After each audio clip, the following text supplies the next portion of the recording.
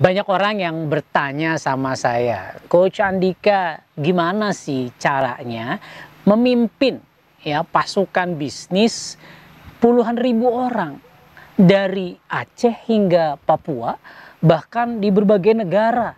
Ada di Amerika, ada di Taiwan, ada di Hong Kong, ada di China, ada di mana lagi? Ada di India banyak juga. Ini gimana ceritanya? Nah, kita akan bahas tentang bagaimana Anda bisa menjadi seorang pemimpin yang amazing. Saksikan terus.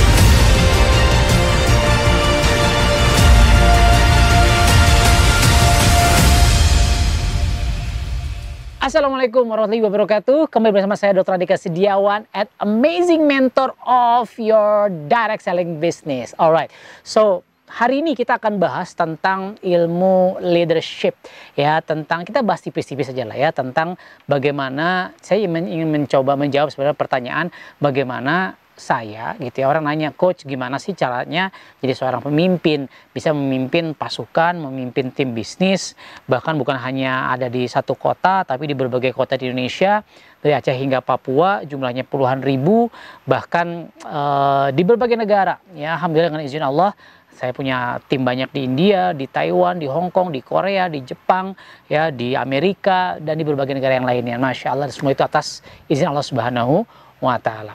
Ya, dan teman-teman, saya pengen share dan ini apa yang sudah saya lakukan, dan mudah-mudahan ini bagian dari apa ya, walk the talk and talk the walk. Saya hanya akan mengajarkan, saya akan men-sharingkan apa yang sudah saya lakukan. Ya, nah sekarang kita akan bahas bagaimana Anda bisa menjadi seorang pemimpin, betul ya? Nah, saya sambil tulis di iPad ya, nanti ditunjukkan di sebelah saya. Nah, pemimpin itu apa? Pemimpin itu dia harus punya yang namanya follower. Mereka harus punya namanya pengikut ya, follower, pengikut lah ya. Nah, kalau kata John C. Maxwell, dia bilang ya, leadership ya is influence, nothing more, nothing less. Jadi kata John C. Maxwell ya, salah satu penulis buku-buku tentang kepemimpinan, saya baca banyak sekali buku dari tulisan beliau. Beliau bilang bahwa kepemimpinan itu adalah pengaruh, tidak lebih, tidak kurang, nothing more, nothing less. Ya. Nah, sekarang tinggal cek, kalau Anda ngaku-ngaku sebagai seorang pemimpin, ya, terus Anda lihat di belakang Anda, ada nggak ada yang mengikuti Anda? Kalau sholat berjamaah, ya, Anda imam, ya, Anda baru punya jamaah kalau minimal 2 orang, betul nggak? Minimal 1 orang yang ngikutin Anda bisa disebut sebagai seorang pemimpin. Tapi kalau Anda hanya sendirian, terus siapa yang Anda pimpin? Jomblo, mohon maaf ya.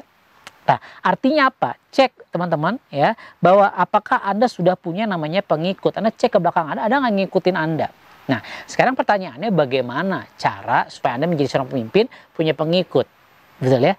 Well, tentu tidak akan selesai di video 6-10 menit hari ini. Kita akan banyak bikin sesi leadership. Tapi yang jelas begini teman-teman ya, orang itu ya, atau coba teman-teman ikutin saya. Ikutin ya, yuk, tangan semua seperti ini ya. Coba digosok-gosok sampai panas rasanya. Ayo, belum ikutan. Ayo, coba ya, rasakan. Digosok. Pegang telinga Anda, pegang telinga. Ah, hangat nggak telinganya? Hangat. Gosok lagi. Ini lagi di pesantren kita, ini dingin ya, di bawah kaki Gunung Salak. Oke, gosok. Pegang leher. Hangat nggak lehernya? Ah, hangat kan? Oke, gosok lagi. Gosok sampai panas. Pegang dagu, pegang dagu. Kelihatan dari sini yang Anda pegang apa? Ya, dahi, jidat, ya kan? Padahal saya suruh pegang dagu. Lah, Anda sekarang ngikutin apa yang saya tunjukkan, apa yang saya lakukan, instead of daripada mengikuti apa yang saya katakan. Nah, artinya apa teman-teman? Kalau teman-teman ingin menjadi seorang pemimpin yang diikuti oleh pengikut Anda, follower Anda, apapun itu ya, Anda seorang penulis, Anda seorang motivator, Anda seorang business leader, Anda seorang ayah, Anda seorang suami, itu kan at the end Anda adalah seorang pemimpin. Setuju ya? Minimal memimpin istri Anda, memimpin anak Anda adalah seorang pemimpin. Apalagi kalau Anda punya pasukan bisnis ribuan, puluhan ribu kayak saya, alhamdulillah gitu ya. Anda harus ya, ini kita bicara kata-kata versus ya tindakan. Nah, kira-kira mana yang lebih powerful?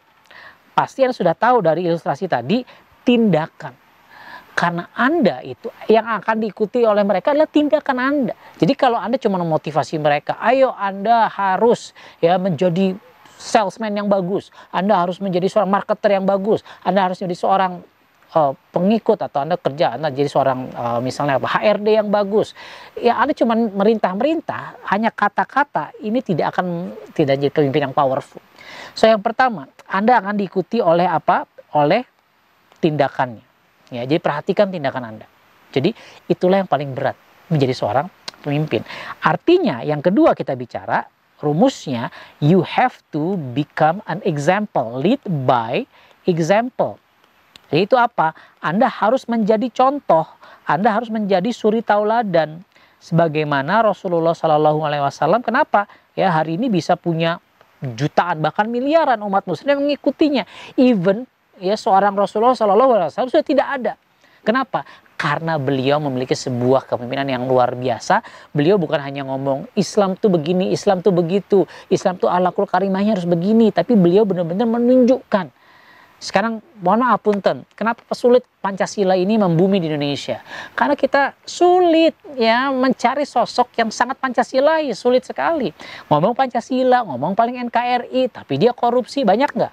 Banyak di luar sana. Tapi Rasulullah SAW kita belajar tentang ilmu leadership bahwa beliau lead by example, menjadi siapa? Menjadi orang yang punya suri tauladan, akhirnya diikuti. Yang ketiga, kalau Anda ingin jadi seorang pemimpin, ya, Anda harus punya namanya visi, teman-teman. Ya, harus hanya punya visi. Ini mau dibawa kemana tim bisnis Anda? Nah, ini pertanyaannya, mau dibawa kemana? Ya, karena orang itu apa ya? At the end, gini, kalau Anda hanya menawarkan sebuah bisnis yang katakan ada duitnya, at the end ketika dia melihat ada duit di kendaraan lain, di bisnis lain, ya dia akan pindah gitu. Tapi kalau Anda ingin membangun sebuah pasukan yang loyal, Anda harus diikuti karena visi Anda, bukan karena gajinya, bukan karena apalagi saya baca sebuah penelitian ya, orang-orang millennials hari ini gitu ya, orang anak muda sekarang itu mereka gonta-ganti kerja. Kenapa? Yang mereka cari ternyata bukan uang. Kita berpikir karena gajinya kurang, enggak. Ternyata ya mereka mencari kenyamanan bekerja. Mereka mencari memang mana-mana perusahaan, mana-mana tim bisnis yang punya value, yang punya visi, misi, energi yang sama dengan Anda sebagai seorang pemimpin. Nah, Anda mau bawa kemana nih tim bisnis Anda? Katakan kalau bisnis punya penghasilan 10 juta sebulan, 100 juta sebulan, atau bahkan even beyond penghasilan surga. Itu adalah visi. Anda mau bawa kemana setelah mereka mati, kata. Sampai sebegitunya saya mencoba menginstall kepada tim bisnis saya. Makanya saya bicara di Amerika in English, katakan di India, mereka sekarang stay tune sampai sekarang, mereka semangat. Kenapa? Karena ada sebuah visi yang lebih panjang dari sekedar uang yang saya bawa kepada mereka. Saya tutup dengan sebuah cerita. Saya tanya, saya ada punya tim bisnis yang mereka seorang pengusaha, ada anggota dewan dan seterusnya. Mereka, saya tanya, Pak, Bapak kan sudah kaya nih, kenapa Bapak masih mau ikutan sama saya yang umurnya jauh lebih muda, yang pengalamannya nggak lebih hebat daripada Anda? Terus beliau bilang gini, karena Pak Andika, Dr. Andika punya visi. Saya tidak mau besar hati gitu, terbang, nggak Pak. Kalau visi kan semua bisa bikin, semua orang bisa. Ya udahlah, itu kan Indonesia Raya gitu, bahasanya tinggal copy paste aja, tinggal googling visi perusahaan apa, visi tim bisnis ini, visinya Mark Zuckerberg, visinya Elon Musk misalnya, apapun orang-orang besar, Anda bisa ikutin. Saya bilang tinggal copy paste. Terus apa dia bilang?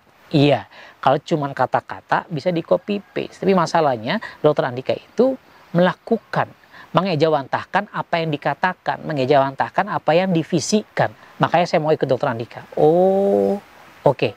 Iya Pak, bareng-bareng. Ya, kita wujudkan visi kita bareng-bareng. Di video kali ini saya bahas 3 ini dulu. Jadi yang pertama, Anda itu kalau menjadi pemimpin yang besar, Anda harus perhatikan tindakan Anda. Karena every single things that you do, setiap hal yang Anda lakukan, itu akan diikuti oleh tim Anda. Yang kedua, pastikan Anda menjadi example. Anda harus tampil ke depan. Anda harus menunjukkan siapa diri Anda. Saya bicara bisnis kesehatan, saya bicara tentang pencegahan terhadap penyakit, saya bicara tentang vitalitas. Masa sayanya nggak fit misalnya. Memang nggak gampang jadi seorang pemimpin. Dan terakhir ya, visi ini mau dibawa kemana. Dan pastikan soal visi, Anda harus bisa menurunkannya, menginstall kalau bahasa saya, menginstall kepada tim bisnis Anda. Itulah kenapa Anda harus punya kanal-kanal komunikasi yang efektif. Apakah via sosial media, apakah morning briefing, ataukah via YouTube yang disebarkan kepada mereka, Zoom meeting atau briefing offline sekalian gitu ya, yang mana Anda menginstall visi Anda kepada mereka. Kalau Anda lakukan 3 hal ini aja dulu, ya, mudah-mudahan Anda akan punya bisnis yang luar biasa, bukan hanya di Indonesia, tapi juga di berbagai negara. Tubuh sehat, rezeki hebat, hidup penuh manfaat. Saya Andika, stay tune terus, jangan lupa subscribe, like, comment, and share. Dan kalau punya pertanyaan, silahkan tanyakan di kolom komentar. Siapa tahu kita bisa diskusi dan saya jawab dengan video berikutnya, katakan seperti itu. Terima kasih, see you on the next video. Assalamualaikum warahmatullahi wabarakatuh.